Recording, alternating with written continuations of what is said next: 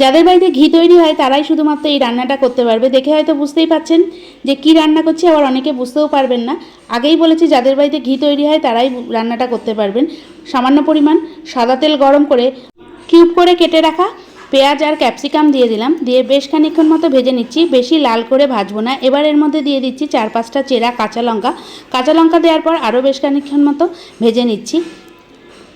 ভালো করে ভাজা হয়ে গেছে। এবার এর মধ্যে দিয়ে দেবো 1 চামচ আদা বাটা আর 1 চামচ রসুন বাটা। আদা বাটা রসুন বাটা দিয়ে 3 থেকে 4 মিনিট মতো গ্যাস সিম করে ভালো করে কষিয়ে নিচ্ছি। আলাদা করে কিন্তু আর কোনো মশলা দেবো না।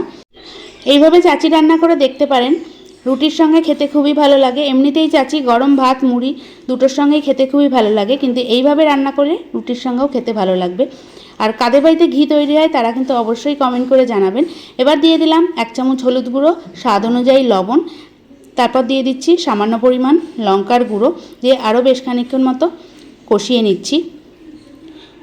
ভালো করে কষানোর পর গ্যাস সিম করে কিংবা গ্যাস এই সময় বন্ধ করে দিয়ে দেবো 3 চামচ টক দই, ফ্যাটানো টক দই।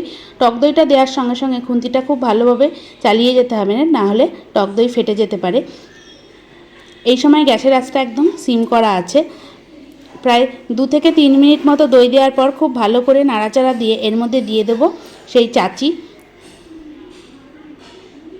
এগুলো চাচি বলতে ঘি তৈরি করার সময় যে শটটা ভাজা হয় সেই শটটাকেই আমরা চাচি বলি। আপনারা কী নামে চেনেন কিংবা জানেন সেটাও কিন্তু কমেন্ট করে জানাবেন। আমরা তো চাচি বলি।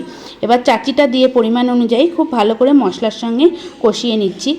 আর এই রান্নাটা করার সময় তেলের পরিমাণটা খুবই অল্প দিতে হবে, কারণ চাচিটা সর আর ঘিও লেগে থাকে, তাই জন্য বেশি তেল দেওয়ার দরকার নেই।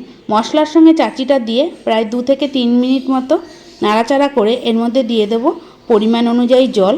কেউ যদি চায় এরকম শুকনো শুকনো রাখতে পারে। আমি একটু মাখো মাখো করবো বলে, মানে গ্রেভি হবে বলে, তাই পরিমাণ অনুযায়ী জল দিয়ে দিচ্ছি। জল দিয়ে 2 থেকে 3 মিনিট মতো মিডিয়াম আঁচে রান্না করব, যাতে জলটা ভালোভাবে ফুটতে থাকে। চাইলে এর মধ্যে আপনারা জলের পরিবর্তে দুধও দিতে পারেন। আমি আর দুধ দিইনি, আমি জলই দিলাম। খুব ভালো করে জলটা দেওয়ার পর মিশিয়ে নিচ্ছি। আস্তে আস্তে ফুটতে শুরু করে দিয়েছে।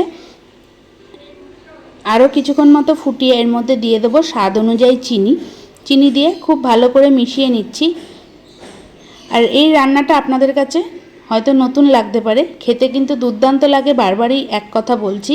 তাই যাদের বাড়িতে ঘি রান্না হয় তারা অবশ্যই এই রান্নাটা করে দেখবেন। খুব ভালো করে মেশানো হয়ে গেছে। প্রায় 2 থেকে 3 মিনিট রান্না করার পর নামানোর আগে দিয়ে দেব 1 চামচ গরম মশলার গুঁড়ো। গরম মশলার গুঁড়ো দিয়ে খুব ভালো করে মিশিয়ে নিচ্ছি। চাইলে এর মধ্যে কিন্তু কাজু কিশমিশও দিতে পারে। আমি একদম নর্মাল সাধারণ রান্না করছি। এবার আমি গ্যাস বন্ধ করে দিলাম। খুব ভালো করে ফুটতে শুরু করে দিয়েছে।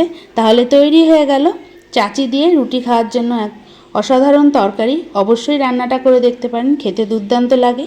দেখা হবে অন্য কোনো নতুন রান্না নিয়ে। ততক্ষণ ভালো থাকুন, সুস্থ থাকুন, দেখতে থাকুন আরও নতুন নতুন অনেক রান্না। আর আজকের রান্নাটা আপনাদের কেমন লাগলো অবশ্যই কিন্তু আমাকে কমেন্ট করে জানাবেন।